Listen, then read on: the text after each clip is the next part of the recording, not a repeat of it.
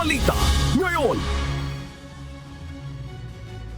Hello Charles, kumusta na dyan at kumusta na ang paghahanda na ginagawa ng German authorities naman para sa dumaang bagyo?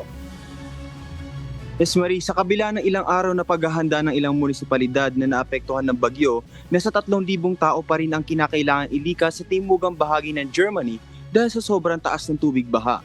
Tuloy-tuloy ang ginagawang rescue operation sa southern Germany habang hinahampas ang lugar ng malakas na pag-ulan na siya nagdulot ng mabilis na pagtaas ng baha sa lugar. Ilan sa mga lubhang naapektuhan ng bagyo ang Baden-Württemberg at Bavaria. Bukod dito, idineklara na ring state of emergency ang ilang komunidad sa lugar at tuluyang inilikas ang mga mamamayan mula sa ilang mga nayon. Sa kasamaang palad nitong Sabado, June 1, isang 40 taong gulang na bombero na sakay ng isang lumubog na rescue boat ang nasawi. Ayon sa spokesperson ng bayan ng Bavaria, natagpuan ang bangkay nito 50 kilometro sa hilagang bahagi ng Munich.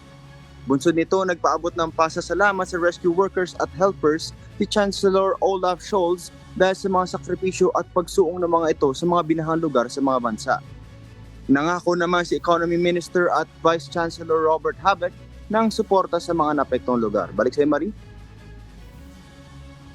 Sunod-sunod talaga mga kalamidad, ano Charles? Sige, ingat-ingat kayo dyan at salamat Charles Corpus mula naman sa Edmonton, Canada, kung saan nagawa ang first German language paper ang Alberta Herald noong 1903.